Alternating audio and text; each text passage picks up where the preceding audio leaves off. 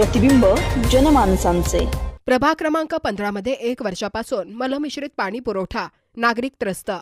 अहिल्यानगर शहरातील प्रभाग क्रमांक 15 मधील आगरकरमळा, काटवण खंडोबा, बोहरी चाळ, गवळीवाडा या परिसरात मागील 1 वर्षापासून खराब व मलमिश्रित पाणी पुरवठा होत असून नागरिकांना मोठ्या त्रासाला सामोरे जावे लागत आहे।